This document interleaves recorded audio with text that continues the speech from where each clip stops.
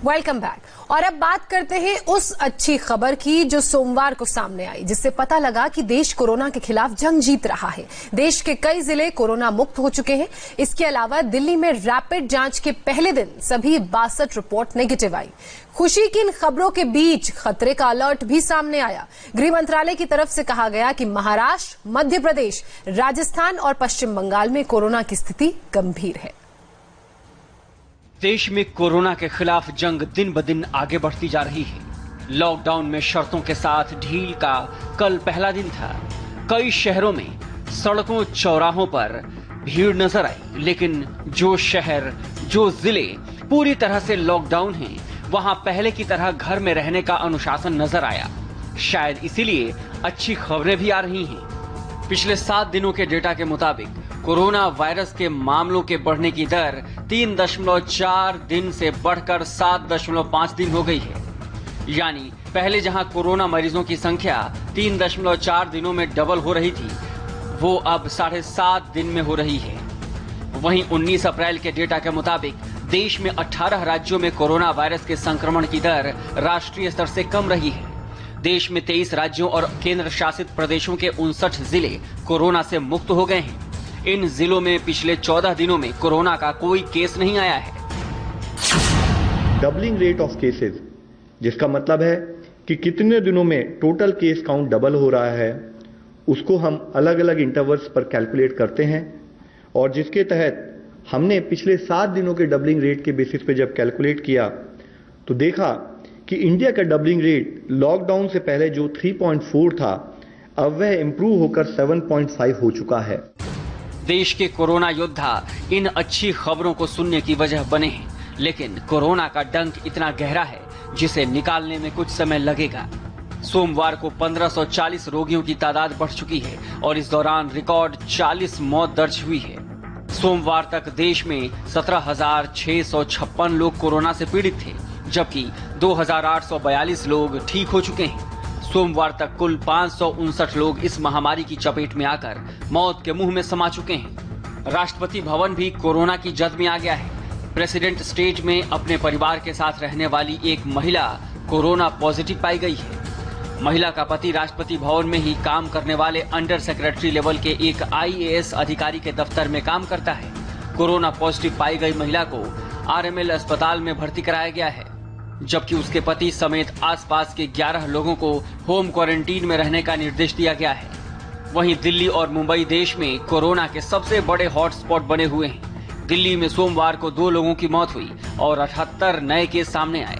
दिल्ली में सोमवार तक 2081 लोग कोरोना से संक्रमित मिले हैं, जबकि 47 लोगों की मौत हो चुकी है। दिल्ली में हालात कैसे बिगड़ते जा रहे हैं, उसका अंदाजा इसी बात से लगाया जा सकता है कि केजरीवाल सरकार ने कल 5 और इलाकों को कंटेनमेंट जोन घोषित किया है।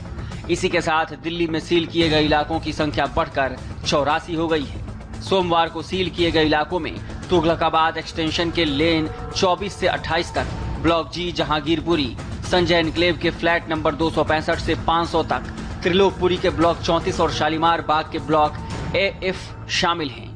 वहीं महाराष्ट्र कोरोना से बुरी तरह बेहाल है। राज्य में सोमवार को कुल 466 नए लोग कोरोना से संक्रमित हुए। महाराष्ट्र में 4,666 लोग बीमारी से जूझ रहे हैं। 24 घंटे में 9 लोगों ने दम तोड़ा, जिसके बाद वहां मौत का आंकड़ा 232 तक पहुंच चुका है।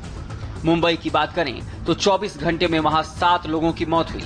मुंबई में कुल 138 लोग किलर कोरोना के शिकार बन चुके हैं।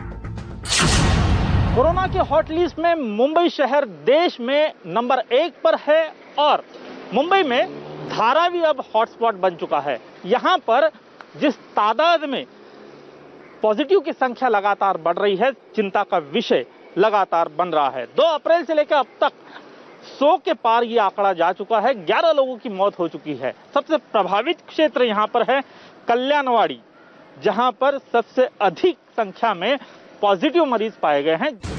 इसी बीच मुंबई से सोमवार को एक और बुरी खबर सामने आई। कोरोना से जुड़ी एक एक खबर आप तक पहुंचाने वाले मुंबई के टीवी और प्रिंट के कई पत्रकार कोरोना की चपेट में आ गए। मुंबई के 53 पत्रकार कोरोना से संक्रमित पाए गए हैं। इन सभी पत्रकारों को आइसोलेशन में रखा गया है। BMC ने कुल 171 पत्रकारों के नमूने लिए थे, जिनमें से 53 कोरोना पॉजिटिव पाए गए हैं। Infection prevention management is a very important component of disease management, and what we are hearing about our journalists becoming positive is definitely very unfortunate news. We would request that kindly, when you are attending to your call of duty, follow the required precautions, follow the required social distancing norms, and also use face mask or face covers, and besides keeping the distance. And as far as the sampling is concerned, sampling criteria is very clear, and as per that sampling criteria, anyone who need to be tested will be sampled. Delhi और महाराष्ट्र की तरह उत्तर प्रदेश में भी corona मरीजों की संख्या थम नहीं रही है। सोमवार को 84 नए मामले सामने आए हैं। यूपी में सोमवार तक कुल 1184 केस कोरोना पॉजिटिव हैं। 18 लोग अपनी जान गंवा चुके हैं। वहीं एमपी में सोमवार को 84 नए मामले सामने आए, जिसके बाद वहां कोरोना मरीजों की तादाद 1485 तक पहुंच गई। कल एमपी में 4 लोगों ने दम तोड़ा। वहां कुल 76 लोगों की मौत हो चुकी है। इस बीच एक और रिपोर्ट सरकार की परेशानी बढ़ा रही है। रिसर्च से ये पता लगा है कि 10 राज्यों में कुल संक्रमितों में से औसतन 67% रोगी ऐसे हैं जिनकी रिपोर्ट पॉजिटिव आई है, लेकिन उनमें वायरस के कोई लक्षण नजर नहीं आए। ऐसे लोग कोरोना को तेजी से फैलाते हैं। अब ऐसे लोगों को रैपिड या पुल जांच के जरिए पहचाना जा रहा है।